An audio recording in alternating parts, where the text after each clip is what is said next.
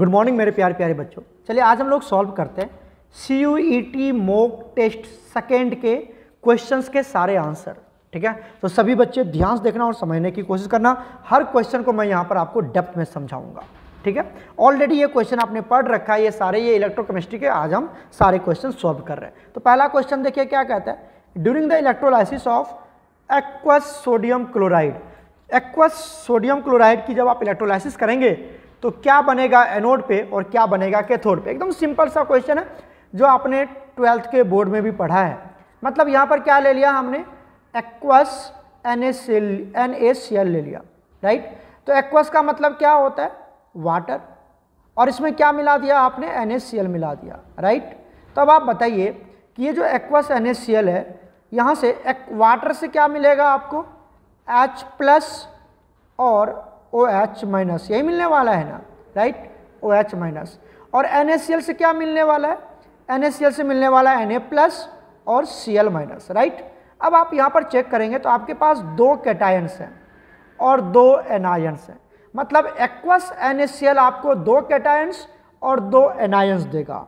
Aqueous NaCl आपको दो cations और दो एनायंस देने वाला है। दीज आर एनायंस और दीज आर कैटायंस। क्लियर हो गया।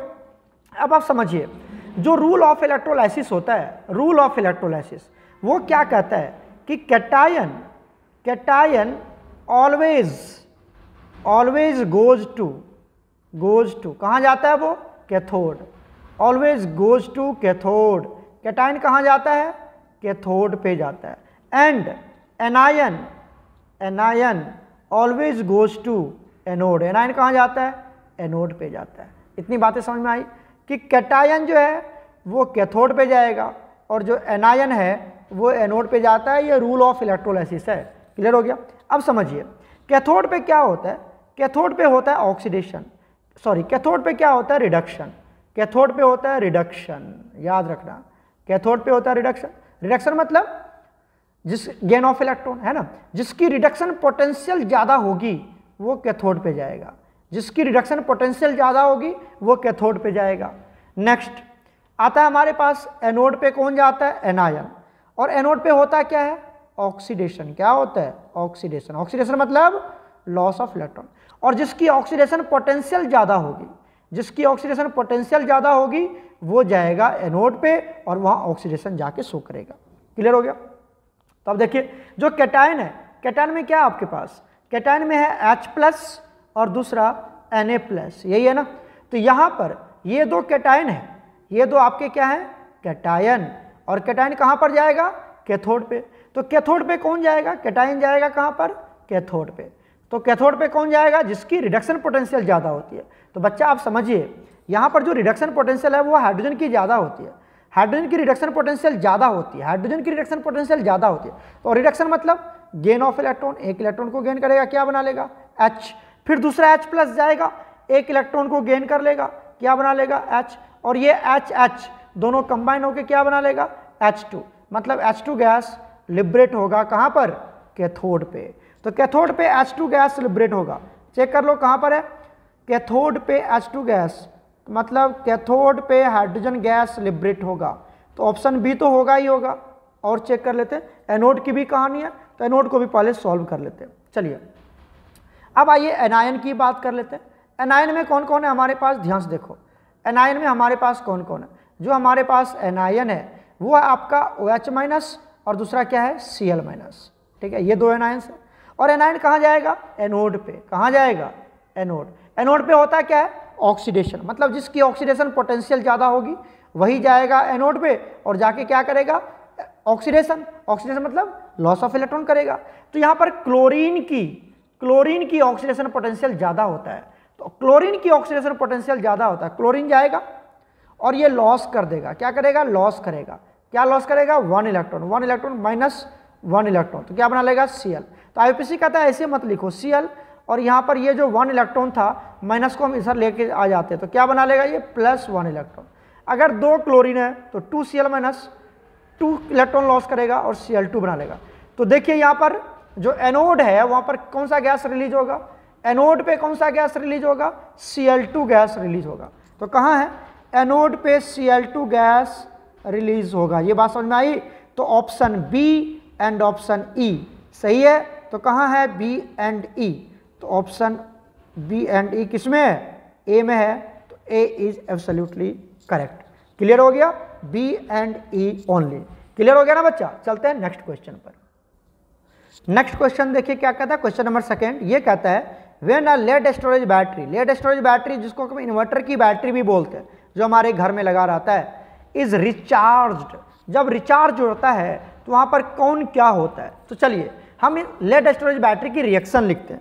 आपको पता है लेड स्टोरेज बैटरी में क्या होता है? एक होता है हमारा पीबी, किस फॉर्म में होता है? सॉलिड के फॉर्म में। साथ में क्या होता है हमारे पास? PbO2, ठीक है, ये भी किस फॉर्म में होता है? सॉलिड के फॉर्म में होता है। क्लियर है? साथ में क्या होता है हमारे पास? 4H+, और साथ में क्या होता है? 2SO4-2। आप इसको ऐसे भी लिख सकते हो। कैसे लिख सकते हो? देखो अभी समझाता हूँ मैं आपको। या आप इसको 2H2SO4 भी लिख सकते हो, 2H2SO4 भी लिख सकते हो आप, ठीक है। चाहे ये लिख लो चाहे वो लिख लो, दो में से कुछ भी एक लिख लो, ठीक है। और ये क्या देता है? ये आपको देता है, ये आपको देता है, यहाँ पर ये जो रिएक्शन होता है ये रिवर्सिबल रिएक्शन होते हैं। कौन से रिएक्शन होते हैं? रिवर्सिबल। और ये आपको देता है बच्चा, याद रखिएगा, PbSO4 प्लस H2O, ठीक है। बैलेंस करना है तो 2 लगा दो यहाँ पर, ऑलरेडी बैलेंस हो जाएगा सब कुछ। अब समझिए क्या होगा, ये सॉलिड फॉर्म में होता है। ये एक लेड स्टोरेज का रिएक्शन है। मतलब देखिए अगर आप यहाँ पर क्या लिख लेते हैं 4H प्लस 2H2SO4, तो इस दोनों को मिला के आप ये भी लिख सकते हो। सिंपल वे में लिख देता हूँ मैं आपको, क्या लिख सकते हैं यहाँ पर?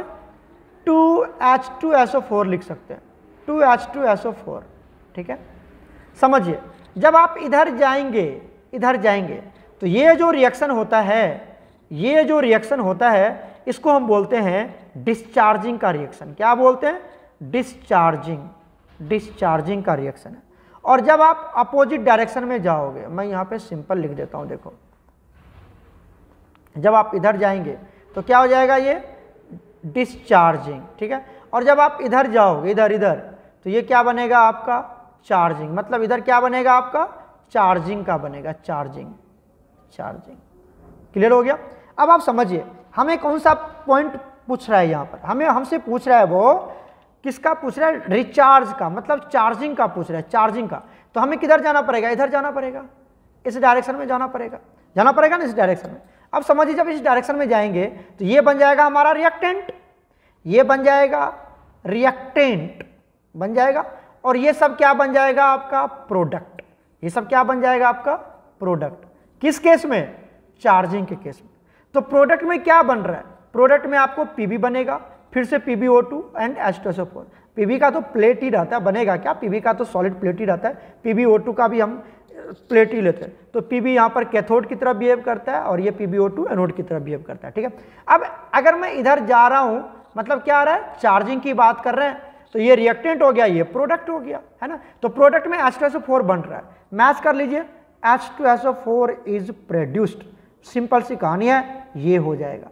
बोलोगे sir Pb acts as cathode, तो Pb एक्ट्स एज कैथोड कब? जब हम इधर जाते, मतलब डिस्चार्जिंग की कहानी सुनाता मैं आपको। लेकिन अगर डिस्चार्जिंग पूछता तब Pb, ये सब सही था। लेकिन अब आपसे चार्जिंग पूछ रहा है तो उल्टा हो जाएगा जी, इधर हो रहा है। इधर की कहानी ले लेंगे हम, इस साइड की कहानी ले लेंगे, है ना, इस साइड की कहानी ले लेंगे। तो इस साइड में क्या होगा? H2SO4 बन रहा है, सिंपल होगी। तो क्या बन जाएगा? Option C is correct. तो ये यहाँ पर सी वाला ऑप्शन एब्सोल्युटली करेक्ट है। क्लियर हो रहा है? चलते हैं नेक्स्ट क्वेश्चन पर। नेक्स्ट क्वेश्चन देखिए क्या कहता है, कहता है the quantity of charge required to obtain 1 mole of copper from copper oxide, ठीक है। कॉपर ऑक्साइड दिया हुआ है, मतलब क्या दिया हुआ है आपको? यहाँ पर दिया हुआ है CuO, और इससे क्या बनाना आपको? 1 मोल कॉपर बनाने, 1 मोल कॉपर मतलब Cu बनाना आपको। तो कितना है? देखो ये बैलेंस है, 1 है ना, यहाँ पर 1 मोल ये बनाना है। तो आप क्या कीजिए, एकदम सिंपल सा है। देखिए यहाँ पर कॉपर से क्या बनाना हमें? कॉपर बनाने। यहाँ पर कॉपर पे कितना चार्ज है? आपको पता है कि ऑक्सीजन पे कितना चार्ज होता है? एक ऑक्सीजन पे -2, तो एक कॉपर पे कितना हो जाएगा? +2। और यहाँ पर कॉपर पे कितना चार्ज है? 0। अब आप चेक कीजिए, +2 से किस में जा रहे हैं हम? +2 से जा रहे हैं 0 में। इसका मतलब यहाँ पर क्या करना पड़ेगा, हमें 2 इलेक्ट्रॉन की एडिशन करनी पड़ेगी, 2 इलेक्ट्रॉन की एडिशन करनी पड़ेगी, मतलब ये रिडक्शन हो रहा है, यहाँ पर रिडक्शन हो रहा है। समझिए ये जो 2 इलेक्ट्रॉन है ना बच्चा, ये 2 इलेक्ट्रॉन नहीं है, इसको हम लोग क्या पढ़ते हैं, 2 मोल ऑफ इलेक्ट्रॉन पढ़ते हैं, 2 मोल्स ऑफ इलेक्ट्रॉन पढ़ते हैं इसको। 2 मोल्स ऑफ इलेक्ट्रॉन यहाँ पर गेन होगा। कितने गेन होंगे, 2 मोल्स ऑफ इलेक्ट्रॉन। हम जानते हैं as we know that 1 mole of electron के चार्ज को चार्ज ऑफ चलो अच्छे से लिखता हूं मैं, एक second. As we know that charge of 1 mole of electron को क्या बोलते हैं हम, 1 फैराडे बोलते हैं, जो किसके बराबर होता है, 96500 कूलम्ब के बराबर होता है, तो 1 फैराडे बोलते हैं। अब आप बताइए 2 मोल है, तो 1 मोल का इलेक्ट्रॉन का चार्ज कितना होता है, 1 फैराडे, तो 2 मोल इलेक्ट्रॉन का चार्ज कितना होगा, 2 फैराडे। तो करेक्ट ऑप्शन कौन हो जाएगा यहाँ पर, 2 फैराडे, मतलब ये हो जाएगा 2 × 96500 कूलम्ब में। तो अगर कूलम्ब में पूछ रहा तो इतना हो जाएगा, otherwise option B is absolutely correct. Clear हो गया। चलते हैं क्वेश्चन नंबर 4 पर। क्वेश्चन नंबर 4 क्या कहता है, क्वेश्चन नंबर 4 कहता है, देखिए factor affecting the conductivity of electrolytic solution. एक इलेक्ट्रोलाइटिक सॉल्यूशन है, मान लीजिए ये एक हमने कंटेनर बना लिया, ये एक कंटेनर है, ठीक है। इस कंटेनर में हमारे पास क्या है, इलेक्ट्रोलाइटिक सॉल्यूशन है, ठीक है ना, और इसमें 2 रॉड भी हमने इंसर्ट कर दिए। आपको पता ही ये इलेक्ट्रोकेमिकल इलेक्ट्रोलाइटिक सेल है। तो ये जो इलेक्ट्रोलाइटिक सॉल्यूशन है, ठीक है ना, इसकी कंडक्टिविटी किस पर डिपेंड करेगी, डिस्टेंस बिटवीन द इलेक्ट्रोड, मतलब ये इलेक्ट्रोड और ये इलेक्ट्रोड के बीच का डिस्टेंस कितनी है, इस पर डिपेंड नहीं करता है कि कितनी डिपेंड, कंडक्टिविटी इस पर डिपेंड नहीं करता, ठीक है। उसके बाद नेचर ऑफ द इलेक्ट्रोलाइट्स, ये इस पर डिपेंड करेगा कि आपने कौन सा इलेक्ट्रोलाइट्स लिया है, कौन सा इलेक्ट्रोलाइट्स लिया आपने, स्ट्रॉन्ग इलेक्ट्रोलाइट्स लिया या वीक इलेक्ट्रोलाइट्स लिया, तो ये इलेक्ट्रोलाइट्स इसमें कौन सा लिया है इस पर डिपेंड करेगा। तो ऑप्शन बी तो करेक्ट होगा ही होगा, इस पर डिपेंड करता है कंडक्टिविटी। दूसरा क्या दिया हुआ यहाँ पर, concentration of electrolyte. Concentration of electrolyte मतलब देखो वो इलेक्ट्रोलाइटिक सॉल्यूशन जो है, जो इलेक्ट्रोलाइटिक सॉल्यूशन है, उसकी कंसंट्रेशन क्या है, कंसंट्रेशन कम है। अगर कंसंट्रेशन कम होगा तो डाइल्यूशन ज़्यादा होगी, वाटर ज़्यादा होगा, अगर वाटर ज़्यादा हो गया तो उसकी कंडक्टिविटी ज़्यादा होगी, है ना। अब कहता है कि अगर कंसंट्रेशन ज़्यादा है, सुनो क्या बता रहा हूँ मैं, अगर कंसंट्रेशन कम है तो यहाँ पर क्या होगा, डाइल्यूशन ज़्यादा होगी, और डाइल्यूशन ज़्यादा होगी तो कंडक्टिविटी भी ज़्यादा होगी, ठीक है ना। और अगर कंसंट्रेशन ज़्यादा है मतलब डाइल्यूशन क्या है यहाँ पर कम है, तो कंडक्टिविटी भी क्या हो जाएगी, कम हो जाएगी। तो ये बोलता है कंसंट्रेशन ऑफ इलेक्ट्रोलाइट, तो यहीं पे डिपेंड करता है। चौथा ऑप्शन है पावर ऑफ एसी, इस पे डिपेंड नहीं करता है, तो option B and option C हो जाएगा इसका correct. Option B and option C इस पे डिपेंड करता है, दोनों पे। क्लियर हो गया। तो बी एंड सी कहाँ है, option B is absolutely correct. Clear हो गया। इस पे कंडक्टिविटी डिपेंड करता है, ठीक है, कंडक्टिविटी डिपेंड करता है, कंडक्टेंस कंडक्टिविटी। क्लियर हो गया ना। चलते हैं नेक्स्ट क्वेश्चन पर। नेक्स्ट क्वेश्चन देखिए क्या कहता है, क्वेश्चन नंबर 5। ये कहता है half life of first order reaction. First order reaction का हाफ लाइफ दिया हुआ है 25 मिनट्स, तो रेट कांस्टेंट का वैल्यू क्या होगा, है ना। तो हम जानते हैं for the first order reaction, for first order reaction, for first order reaction के केस में K इक्वल टू मतलब रेट कांस्टेंट इक्वल टू क्या होता है 0.693 अपॉन T, यही ना होता है जी। T मतलब T हाफ अगर है तो T हाफ या T है तो T है। तो बताइए K का वैल्यू क्या हो जाएगा, यहाँ से रेट कांस्टेंट आपको निकालना है, हाफ लाइफ दिया हुआ है, तो 0.693 अपॉन 25, राइट। कितना इजी क्वेश्चन है, आप इसको सॉल्व कर लीजिए।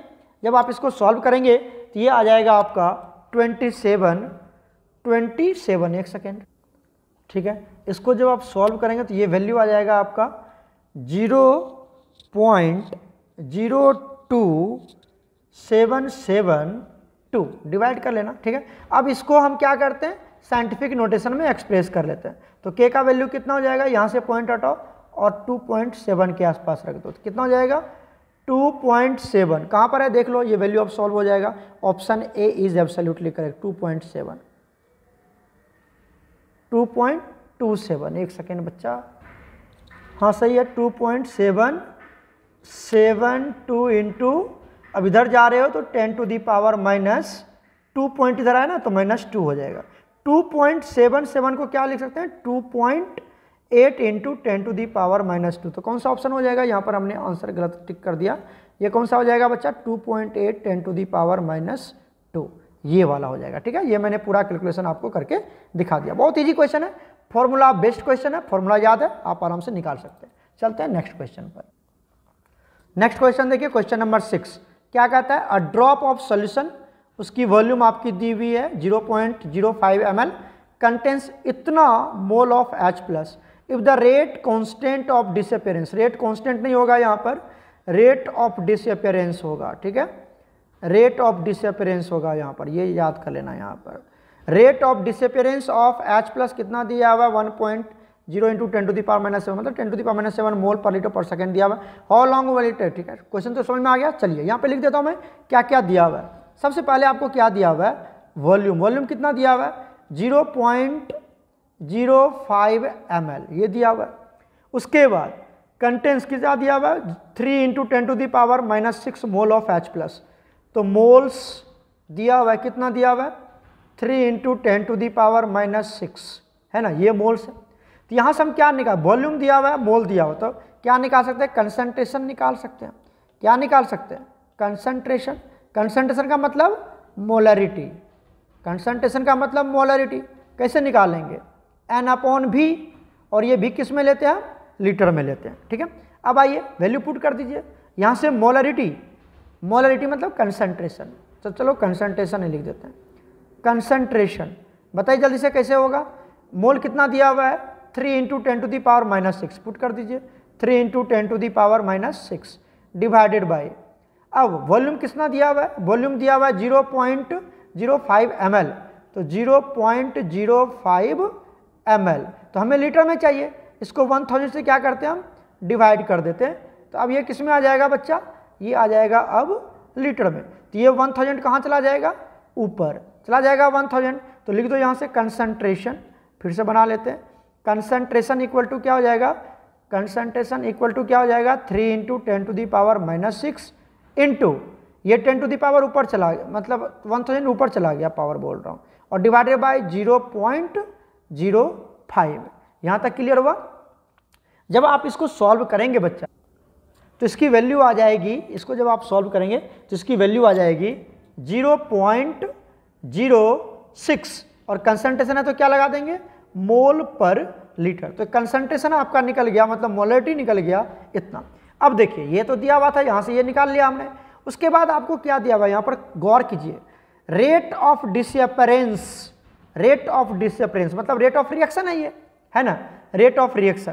तो आर की वैल्यू क्या दिया हुआ है आपको 1.0 इंटू 10 टू दी पावर -7, मतलब 10 टू दी पावर -7 दिया हुआ है ना, मोल पर लीटर पर सेकेंड में दिया हुआ है आपको।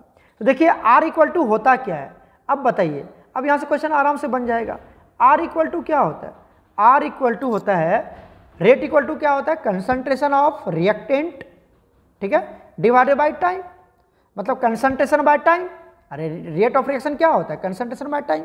बताइए रेट का वैल्यू कितना दिया हुआ, रेट की जगह पर रेट पुट कर दो, 10 to the power -7 is equal to, concentration कितना निकाला अभी आपने, कंसंट्रेशन कितना निकाला, अरे अभी तो निकाला 0.06, 0.06 टाइम, तो टी हमें निकालना है। तो क्या करते हैं, यहाँ से इसको, यहाँ पर इसको रख देते हैं, यहाँ से ऊपर इसको लेके चले जाते हैं। तो क्या होगा, टी इक्वल टू बताइए 0.06 divided by 10 to the power -7। तो 10 टू दी पावर -7 को ऊपर लेके चले जाओ, है ना, तो 10 टू दी पावर 7 बच जाएगा। तो ये आ जाएगा आपका 6 इंटू 10 टू दी पावर -9, क्योंकि ये 2 जीरो हटेगा तो नीचे में 100, तो वो भी ऊपर जाएगा, तो 6 इंटू 10 टू दी पावर -9 हो जाएगा ये आपका टाइम। और किस में आ जाएगा, ये आपका सेकेंड में आ जाएगा, क्योंकि सेकेंड में ऑप्शन, तो 6 into 10 to the power -9 second. तो कौन सा ऑप्शन आ जाएगा, option B is absolutely correct. Clear है बच्चा, बना लोगे, एक बार अच्छे से वॉच कर लो और देख लो, वीडियो को पॉज कर लेना और अच्छे से बना लेना। कुछ भी नहीं है, यहाँ से कंसंट्रेशन निकाला, आर का फॉर्मूला हमें पता है क्या आता है, आर का formula concentration divided by time, तो कंसंट्रेशन निकाल लिया, टाइम टी निकालना, आर का वैल्यू दिया हुआ। इतना इजी क्वेश्चन है। चलते हैं नेक्स्ट क्वेश्चन पर। नेक्स्ट क्वेश्चन देखिए, एकदम बोर्ड वाला क्वेश्चन है। Which of the following is not correct, not correct पे ध्यान देना। The order of reaction is the sum of power of the molar concentration of rate law expression, ये तो बिल्कुल सही है, ऑर्डर के रेस्पेक्टिव में ये बिल्कुल सही है। The order of reaction is always equal to the sum of concentration in the balanced chemical, हमें बैलेंस्ड केमिकल इक्वेशन की जरूरत नहीं होती है ऑर्डर निकालने के लिए, तो यहीं पे गलत है, तो ऑप्शन बी गलत हो जाएगा। बाकी ऑर्डर फ्रैक्शन में भी हो सकता है और एक्सपेरिमेंटल वैल्यू एक्सपेरिमेंटली डिटरमाइन किया जाता है, तो option B is absolutely incorrect. Clear हो गया। चलते हैं क्वेश्चन नंबर 8 पे। क्वेश्चन नंबर 8 देखिए क्या कहता है, ये बहुत ही जबरदस्त क्वेश्चन है। क्वेश्चन नंबर 8 क्या कहता है, reaction is second order with respect to A and first order with respect to B when, उसके बाद कहता है when the concentration of both A and B are double the rate of reaction will be. बहुत अच्छा question है, चलिए इसको solve करते हैं। देखिए हमारे पास मान लेते कोई रिएक्टेंट है ए प्लस बी, क्या बना रहा है, ये प्रोडक्ट बना रहा है। क्या बना रहा है, प्रोडक्ट। बोलेंगे सर ए और बी क्यों लिया, क्योंकि देखो ना यहाँ पर बी लिया हुआ है और यहाँ पर क्या लिया हुआ है, ए लिया, तो दो रिएक्टेंट लेंगे ना। अब अगर मैं इसका रेट लॉ लिखूं, इस रिएक्शन का रेट लॉ लिखूं, तो क्या लिखेंगे रेट लॉ, बताइए रेट लॉ एक्सप्रेशन क्या लिखोगे, रेट लॉ मतलब रेट लिखना आपको, रेट लॉ एक्सप्रेशन कैसे लिखोगे बताओ। यहाँ पे लिखे R इक्वल टू के इंटू कंसंट्रेशन ऑफ ए, क्योंकि आपको पढ़ा है रेट ऑफ रिएक्शन किस पे डिपेंड करता है, कंसंट्रेशन ऑफ रिएक्टेंट पे डिपेंड करता है, इनटू कंसंट्रेशन ऑफ बी, इस पे डिपेंड करेगा। लेकिन एक बात समझिए यहाँ पे क्या बोला गया है कि जो आपका ए है ना, ए के रेस्पेक्ट में वो सेकेंड ऑर्डर है, तो सेकेंड ऑर्डर मतलब इस पर 2 लगा दोगे, और अगर वो बी के रेस्पेक्ट में फर्स्ट ऑर्डर है तो यहाँ पर बी का पावर 1 कर दोगे। समझ में आया, ये हो गया पहला। ठीक है, अब क्या कहता है, अब कहता है कि अगर रेट ऑफ केमिकल रिएक्शन को क्या कर दिया, सॉरी कंसंट्रेशन ऑफ ए को एंड बी को डबल कर दिया गया, इसको मान लेते हैं हम old rate of chemical reaction. अब बना लेते हैं हम आर न्यू, जो दूसरा बना रहे हैं वो क्यों बना रहे हैं, के तो सेम ही रहेगा क्योंकि रिएक्शन सेम ही है, तो अगर रिएक्शन सेम है तो जो रेट कांस्टेंट होता है वो हमेशा फिक्स रहता है, तो के ही आएगा। अब देखिए ये जो रेट ऑफ रिएक्शन है, यहाँ पर कहता है कि जो ए की कंसंट्रेशन है अब वो 2 टाइम्स हो गया और बी की भी 2 टाइम्स हो गया, मतलब ए की कंसंट्रेशन और बी की कंसंट्रेशन डबल हो गई है ना। तो कैसे लिखोगे, कंसंट्रेशन ऑफ ए क्या हो गया, डबल हो गया, तो 2a हो जाएगा और इसकी पावर तो 2 ही रहेगा, है ना। कंसंट्रेशन ऑफ बी भी डबल हो गया, तो ये क्या हो जाएगा, 2b हो जाएगा और पावर तो 1 ही रहेगा। क्लियर हो गया, क्योंकि डबल कर दिया ना, तो 2a 2b हो जाएगा। ट्रिपल होता तो 3a 3b हो जाता, याद रखना। हाफ होता तो a/2 हो जाता, b का भी हाफ होता तो b/2 हो जाता। कंसेप्ट समझिए, क्वेश्चन सॉल्व करना जरूरी नहीं होता, कंसेप्ट समझना जरूरी होता है। तो यहाँ पर देखिए तो हम क्या लिख सकते हैं, आर न्यू क्या लिख सकते हैं हम, के। अच्छा ये जो 2 है ये दोनों के ऊपर पावर है, दोनों के ऊपर पावर है, इसका मतलब क्या लिख सकते हैं, इनटू, पहले मैं इसको लिखता हूँ, ध्यान से देखिए क्या लिख रहे हैं, 2 का पावर 2 इंटू कंसंट्रेशन ऑफ ए का पावर 2, क्योंकि दोनों का पावर 2 है ना, तो इस तरह से लिख सकते हैं। अब आइए, अब हम लिख रहे हैं इसको क्या लिखेंगे, ये जो 1 है ना ये दोनों पे है, into 2 to the power 1 into concentration of B to the power 1, दोनों पे है। हमने थोड़ा एक्सपेंड कर दिया। अब एक्सपेंड करने से क्या फर्क पड़ा वो समझिए। यहाँ से निकालते हैं हम आर न्यू, मतलब न्यू रेट ऑफ रिएक्शन, क्या होगा, देखो ये वाला जो 2 टू द नंबर वाला उसको बाहर निकाल लो, तो इसको 2 टू दी पावर 2 करोगे तो कितना आएगा, 2 टू जा 4, 2 टू जा 4 और ये 2 टू जा 1 2, तो 4 टू जा 8, बाहर निकाल लिया, नंबर को बाहर निकाल लिया। अब क्या क्या बच गया उसको एक साथ लिख दो, के concentration of A to the power 2 concentration of B to the power 1। अब आप गौर से जब आप देखेंगे ना, अगर आप गौर से देखोगे, समझ में आ रहा है कि नहीं आ रहा है, गौर से देखोगे तो ये वाला जो चीज़ है ये आपका आर ओल्ड है, old rate of chemical reaction. Check कर लो आर ओल्ड कहाँ है, देखो यही है ना आर ओल्ड, के A2 स्क्वायर B1, के A स्क्वायर B1, ये आर ओल्ड है। तो बताओ आर न्यू क्या दिखा आपको, आर न्यू क्या दिखा, R8 इंटू आर ओल्ड, मतलब जो आर न्यू है वो 8 टाइम्स बढ़ गया आर ओल्ड का, तो कौन सा हो जाएगा, option D is absolutely correct. कितना इजी तरीके से समझाया है, आप आराम से समझते जाइएगा, लिखिएगा जरूर, बहुत ही ज़बरदस्त क्वेश्चन है ये, बहुत ही ज़बरदस्त क्वेश्चन है, आपको लिखना है। ये तो पहला केस था जो आपको इक्वेशन में दिया था, दूसरा केस जब उसको डबल कर दिया गया तब हमने इस तरह से निकाला। क्लियर हो गया, चलते हैं नेक्स्ट क्वेश्चन पर। नेक्स्ट देखिए क्या कहता है, लिस्ट 1 को लिस्ट 2 से मैच करना है। ठीक है, एकदम सिंपल सा क्वेश्चन है, आप आराम से कर सकते हैं। देखिए क्या कहता है ए में कहता है डिकम्पोजिशन ऑफ H2O2। आपको लिखवाया गया होगा फर्स्ट ऑर्डर केमिकल रिएक्शन का एग्जाम्पल और जीरो ऑर्डर केमिकल रिएक्शन का एग्जाम्पल। तो फर्स्ट जो डिकम्पोजिशन ऑफ H2O2 है वो फर्स्ट ऑर्डर केमिकल रिएक्शन का एग्जाम्पल है। किसका है? First order. मतलब ए का क्या हो जाएगा? 3, ए का 3 हो जाएगा। समझ में आ रहा है कि नहीं आ रहा है? ए का क्या हो जाएगा? 3, डिकम्पोजिशन ऑफ H2O2, तो ए का 3 हो जाएगा। तो देखिए तो ए का 3 कहाँ है? गौर से देखो यहाँ पर ए का 3 कहाँ है? ये ए का 1 है, नहीं होगा। ए का 3 है, ये हो जाएगा बी। ए का 2, ए का, अरे हो गया ना, बाकी अपने आप मैच कर जाएगा, बाकी अपने आप मैच कर जाएगा। तो option B is absolutely correct. तो H2O2 का जो डिकम्पोजिशन होता है ना बच्चा, वो फर्स्ट ऑर्डर केमिकल रिएक्शन का एग्जाम्पल है। फर्स्ट ऑर्डर केमिकल रिएक्शन एक भी याद हो गया ना तो बाकी तो ऑटोमेटिकली मैच कर जाएगा। क्लियर है ना? चलते हैं नेक्स्ट क्वेश्चन पर। नेक्स्ट क्वेश्चन देखिए क्या कहता है, the rate of reaction P and Q। एक रेट ऑफ रिएक्शन दिया हुआ है, P किस में कन्वर्ट हो रहा है? P कन्वर्ट हो रहा है Q में, है ना। तो P क्या हो गया आपका? रिएक्टेंट, और Q क्या हो गया? प्रोडक्ट। तो रेट कांस्टेंट, यहाँ पर K का वैल्यू आपको दिया हुआ है। कितना दिया हुआ है?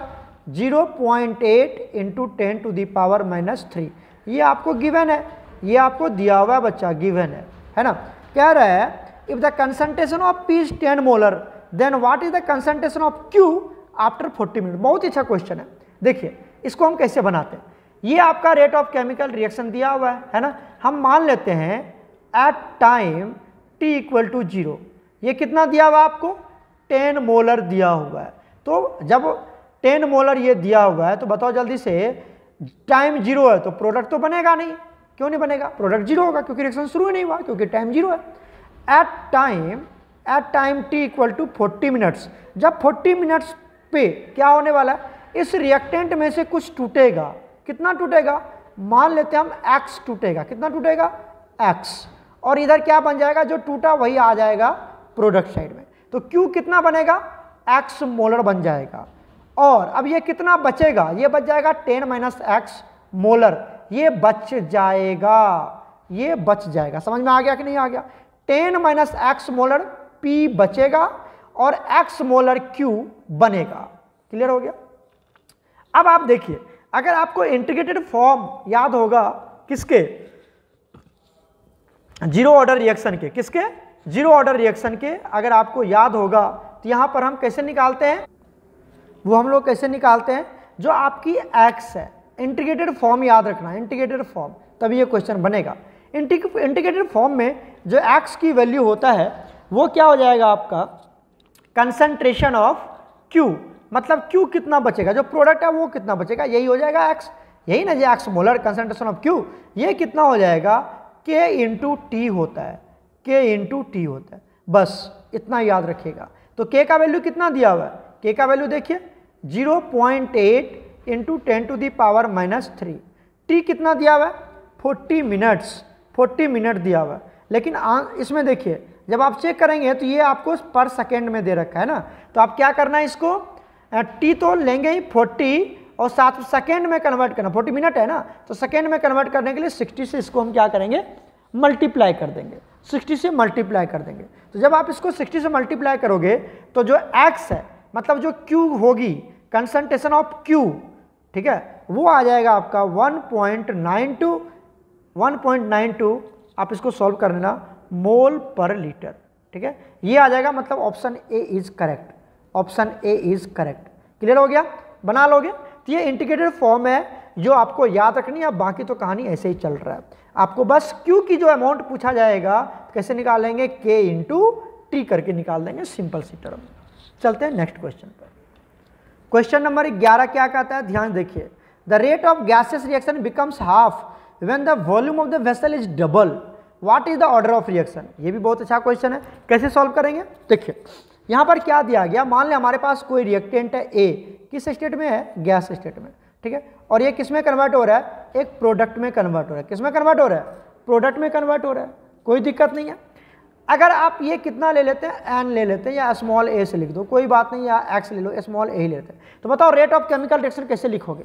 हम रेट ऑफ केमिकल रिएक्शन कैसे लिखेंगे? R equal to K concentration of A gases और टू दी पावर A, यही ना लिखेंगे, कोई दिक्कत तो है नहीं। अब एक बात बताइए, कंसंट्रेशन ऑफ A, इसको हम लोग मोलरिटी बोल सकते हैं कि नहीं बोल सकते? इसको हम लोग मोलरिटी भी बोल सकते हैं। क्या बोल सकते हैं? मोलरिटी, या कंसंट्रेशन ही बोल दो। तो कैसे लिखते हैं हम? एन अपॉन भी लिखते कि नहीं लिखते हैं बच्चा? एन अपॉन भी, और भी किस में लेते हैं हम?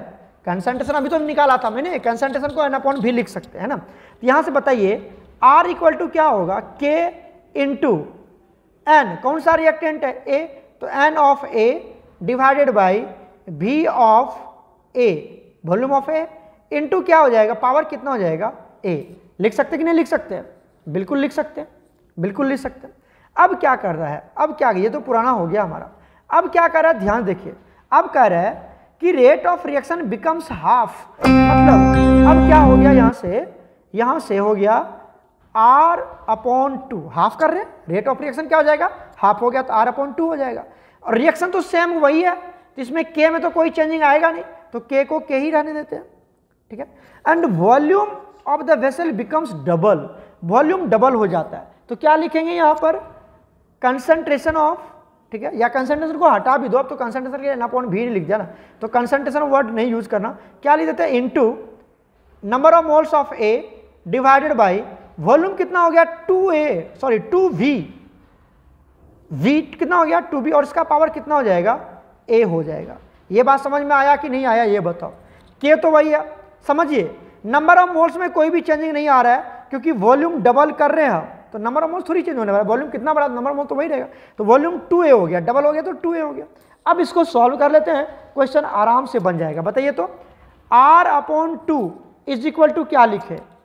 K इंटू, इसको अलग कर लो, इसको क्या आ जाएगा? ये कंसंट्रेशन ऑफ Na, ठीक है, divided to the power A।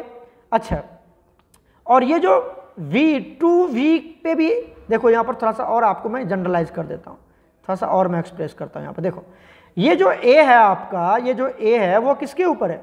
ये जो A है वो Na के ऊपर भी है, 2 के ऊपर भी है, Va के भी ऊपर है ना। तो हम क्या करते हैं, यहाँ से 1 अपॉन 2 और इसका पावर A बाहर निकाल देते हैं, क्योंकि 2 का पावर है, इनटू क्या लिख देते हैं? Na डिवाइडेड बाई Va और इसका पावर A। कर सकते हैं नहीं कर सकते? बिल्कुल कर सकते हैं। तो क्या हो जाएगा? ये R अपॉन 2, अरे मैथमेटिकल कैलकुलेशन है, ये क्या बन जाएगा आपका? 1 अपॉन 2 इंटू K इंटू क्या लिख सकते हैं इसको हम लोग? Na divided by Va to power A। Clear हो गया? इसको बना लेते हैं हम equation second, equation second. Clear हो गया? अब इक्वेशन सेकेंड को डिवाइड कर देते हैं, डिवाइड कर देते हैं किससे? 1 से, 1 से। तो क्या होगा बताओ? इक्वेशन सेकेंड को जब लिखोगे क्या लिखोगे? R अपॉन 2, और इसको डिवाइड करना है किससे? किससे डिवाइड करना बताओ? इक्वेशन 1 से। ऐसा करते हैं हम तो थोड़ा इन्वर्स हो जाएगा, तो हम क्या करते हैं? 1 को डिवाइड कर देते हैं, 1 को डिवाइड कर देते हैं बच्चा 2 से। किससे? 2 से। तो 1 को डिवाइड करोगे 2 से तो क्या होगा बताओ? 1 में क्या है? अरे देखो ना सही, यहाँ पर R है और यहाँ पर R अपॉन 2 है, तो ये R कट जाएगा, 2 ऊपर चला जाएगा, तो क्या होगा? 2 इज इक्वल टू, और ये K से K कैंसिल हो जाएगा, देख लो यहाँ से K से K कैंसिल। क्लियर हो गया? उसके बाद Na, ये टोटल टर्म और ये भी टोटल टर्म क्या हो जाएगा? कैंसिल आउट हो जाएगा। क्लियर हो गया? तो क्या बच गया? यहाँ से चेक कर लो, यहाँ से बच गया 2 इज इक्वल टू, और इसको डिवाइड कर रहे ना, तो ये आ जाएगा आपका, अच्छा यहाँ पर 1 अपॉन 2 का ये कितना था? A था, है ना, A था, ये तो देखो A, ये हमने गलती से छोड़ दिया था, यहाँ पर A है, तो क्या हो जाएगा? 1 अपॉन 2A हो जाएगा, हो जाएगा, कोई दिक्कत नहीं है। अब जब आप इसको डिवाइड करेंगे तो ये आ जाएगा ऑप्शन, नहीं बच्चा ये नहीं आएगा, एक सेकेंड, ये आपका आ जाएगा, जब ये है ना, ये भी तो इन्वर्स हो जाएगा, उल्टा हो जाएगा ना, उल्टा करके कट रहे हैं, तो ये आ जाएगा 2 टू द पावर A हो जाएगा। एक बार मैच कर लेना अच्छे से, 2 टू द पावर A, देखो यहाँ पर थोड़ा सा अच्छे से लिख देता हूँ, यहाँ पर A है, क्या यहाँ पर? A, यहाँ पर भी A है। तो जब आप इसको 1 को 2 से डिवाइड करोगे, मैथमेटिकल है देख लेना, तो 2, ये जो 1 अपॉन 2 है, ये ऊपर हो जाएगा, ठीक है। जैसे ये 2 ऊपर चला गया तो ये भी तो 2 ऊपर चला जाएगा ना, तो ये हो जाएगा, ठीक है। तो ये अब बताओ 2 का पावर कितना रखें यहाँ पर कि हमारा a का पावर कितना रखें कि यहाँ पर ये कुछ नहीं है तो 1 है, कुछ नहीं है तो 1 है, अरे कुछ नहीं है तो 1, तो a का वैल्यू कितना हो गया 1, और a का वैल्यू 1 आ गया तो ऑर्डर कितना हो गया 1 हो गया, ऑर्डर कितना हो गया 1। एक बार बनाना इसको बच्चा, एक बार बनाना, मैं इसको शॉर्ट करके भी दिखा देता हूँ, ये देख लो एक बार, मैं इसको इस तरह से एक्सप्रेस कर देता हूँ। ये हमारे पास रेट ऑफ केमिकल रिएक्शन था, हमने ये निकाल दिया, पहले कंसंट्रेशन को इस तरह से एक्सप्रेस करके पहला इक्वेशन बना दिया, उसके बाद कहता है आर को हाफ कर दिया, वॉल्यूम को डबल कर दिया, तो फिर उसको मैथमेटिकल कैलकुलेशन है, सीधा सॉल्व कर लिया। बहुत ईजी है, बस हम पहली बार इसको सॉल्व कर रहे हैं ऑन द इस पे स्क्रीन पे, तो इसलिए थोड़ा सा नहीं तो बार अगर तुम सॉल्व करोगे तो आराम से आ जाएगा, ठीक है बच्चा। चलते हैं नेक्स्ट क्वेश्चन पर। तो यहाँ पर आंसर कौन आ जाएगा, फर्स्ट ऑर्डर आ जाएगा, मतलब ये आ जाएगा बी, ठीक है। चलिए नेक्स्ट क्वेश्चन सॉल्व करते हैं। नेक्स्ट क्वेश्चन क्या दे रखा है, एट टेम्परेचर केल्विन में फॉर द रिएक्शन H2I2 क्या दे रहा है 2HI, और delta H concentration of HI डबॉन DT कितना दे रखा है, ये आपको दे रखा है 2 × 10⁻⁴। देखो यहाँ पर दे रखा है ना, यहाँ नीचे लिखा हुआ है, कहता है what is the average rate of chemical reaction in this, ठीक है। देखो हम क्या लिखते हैं, हमें रेट ऑफ इक्वेशन क्या दिया हुआ है, H2 किस स्टेट में गैस स्टेट प्लस I2 किस स्टेट में गैस स्टेट में, और ये क्या दे रखा है 2HI किस स्टेट में गैस स्टेट में। यहाँ से अगर रेट निकालो, रेट लॉ एक्सप्रेशन लिखे, क्या लिखे, रेट लॉ एक्सप्रेशन लिख लेते हैं शॉर्ट फॉर्म में, जल्दी जल्दी बताओ क्या लिखोगे, रेट लॉ एक्सप्रेशन। ये हो जाएगा, इस इक्वेशन को देख के बताओ, ये हो जाएगा, यहाँ पर ये रिएक्टेंट है, ये सब रिएक्टेंट है, तो क्या हो जाएगा minus delta concentration of H2 divided by delta T is equal to minus क्या हो जाएगा यहाँ पर डेल्टा अपॉन डेल्टा T, और ये क्या हो जाएगा कंसंट्रेशन ऑफ I2 हो जाएगा इज इक्वल टू, ये प्रोडक्ट हो गया तो प्रोडक्ट में माइनस नहीं लगता, 1/2 concentration of 1/2 delta upon delta T concentration of क्या हो जाएगा यहाँ पर HI। क्लियर हो गया, ये बन गया rate law expression, rate law expression बना लिया हमने, वेरी गुड। यहाँ से अब देखिए सब आर है, ये बीच बीच में सब इक्वल टू का साइन है, तो आर इक्वल टू हमें इससे मतलब है, क्योंकि इसी का वैल्यू दे रखा है ना क्वेश्चन में, इसी का वैल्यू क्वेश्चन में दे रखा है, तो हम उसी से लेके निकाल लेंगे। बताओ आर इक्वल टू क्या हो गया 1/2 इंटू, अच्छा इसकी वैल्यू कितनी दी हुई, देखो delta HI upon delta T, delta HI upon delta T का वैल्यू कितना दे रखा है 2 × 10⁻⁴ ये दे रखा है। तो यहाँ से बताओ ये 2 कैंसिल हो गया, कितना हो जाएगा R इक्वल टू हो जाएगा 10⁻⁴। कहीं ऑप्शन है तो देख लो, यहाँ पर हो जाएगा option B is absolutely correct. कितना इजी क्वेश्चन था, क्लियर है, बना लोगे। चलते हैं नेक्स्ट क्वेश्चन पर। क्वेश्चन नंबर 13 देखिए क्या कहता है, ये एक्सप्रेशन दिया हुआ है, कहता है विच वन इज करेक्ट, ठीक है। इक्वेशन लिख लो क्या दिया हुआ है H2, देखिए ये इक्वेशन आपको दिया हुआ है, जो यहाँ पर दिया हुआ है मैंने उसी को लिखा हुआ है, ठीक है। यहाँ पे जो दिया था मैंने उसको लिख दिया है। अब आप देखिए ये जो इक्वेशन दिया हुआ है इससे हम क्या निकाल सकते हैं, इससे हम रेट लॉ निकाल सकते हैं। क्या लिख सकते हैं, ये सब रिएक्टेंट है, ये सब रिएक्टेंट है और ये सब प्रोडक्ट है, ठीक है। ये रिएक्टेंट है ना, और ये क्या है प्रोडक्ट है। तो देखिए रिएक्टेंट के केस में क्या लिखते हैं, माइनस लिखते हैं, और यहाँ पर क्या हो जाएगा minus delta upon delta T हो जाएगा, कंसंट्रेशन ऑफ H2O2 हो जाएगा इज इक्वल टू -1/3, क्योंकि जो स्टोइकोमेट्रिक कोएफिशिएंट था वो नीचे आ जाता है, डेल्टा अपॉन T, और यहाँ क्या हो जाएगा concentration of I minus, clear हो गया, इज इक्वल टू क्या हो जाएगा -1/2, और क्या हो जाएगा डेल्टा अपॉन डेल्टा T, और क्या दे रखा concentration of H plus. Reactant का ही हम लिख लेते हैं क्योंकि रिएक्टेंट से रिलेटेड करना हमको, ठीक है।